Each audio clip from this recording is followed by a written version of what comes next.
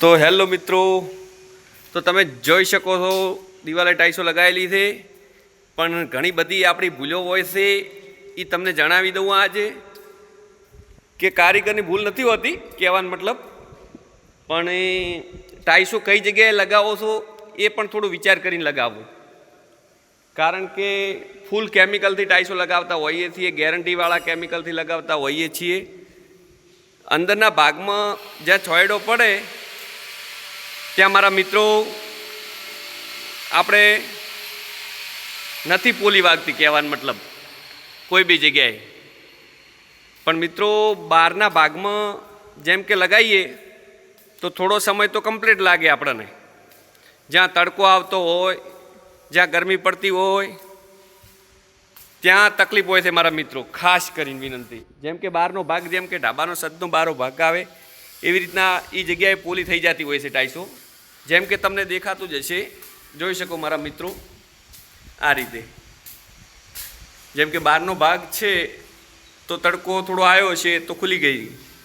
બીજી પણ ઘણું બધું એવું પ્રોબ્લેમ થાય છે. તો મારા મિત્રો જેમ કે ખાસ કરીને તડકે ટાઈસો લગાવવાનો બહુ વિચાર ઓછો કરવો.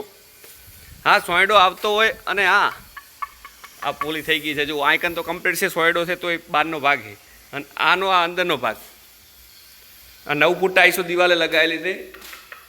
હજુ તડકો શેડ આવે તો તકલીફ રહેશે. અને કેમિકલમાં પતળા કેમિકલ. અને એક તો બીજી વાત કહું કે જ્યાં પણ તમારે ટાઈસો લગાવી હોય ત્યાં મારા ભાઈઓ તમારે છે ને પ્લાસ્ટર બહુ સીધું કરાવું.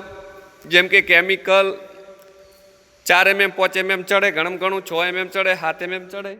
વધારે કેમિકલ ચડવાથી પણ તકલીફ થાય છે. તો મિત્રો પહેલું તો આપણું પ્લાસ્ટર પણ સીધું હોવું જોઈએ.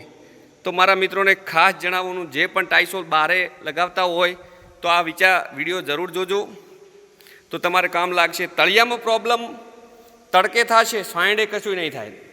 તડકે પ્રોબ્લેમ થાય કે 45 ડિગ્રી તાપમાન પડે તો મિત્રો તકલીફ રહેવાની જ છે, તમે સમજી શકો છો. અને આ મિત્રો લગાવ્યા પછી જલ્દી એપોક્સી ભરાઈ દેવી. ઘણા મિત્રોને 6 મહિના 4 મહિના પડ્યું હોય છે. તો મિત્રો ખાસ તમને જણાવવાનું કે ગમે તેવું કેમિકલ લગાવો, પણ પહેલું તમારે જોઈ લેવું કે તડકે લગાવો ટાઈસ કે છોંયડે લગાવો છો મારા મિત્રો. તો જેમ બને એમ છોંયડે ટાઈસો લગાવવાનો વિચાર કરો અને બહારના ભાગમાં કલર કરવાનો વિચાર કરો. ન બને તો નાની ટાઈસો લગાવો, વિક્ટ્રીફાઈ બોડીની ન લગાવો તો થોડી રહેશે તમારો લોંગ ટાઈમ. થેન્ક યુ મિત્રો.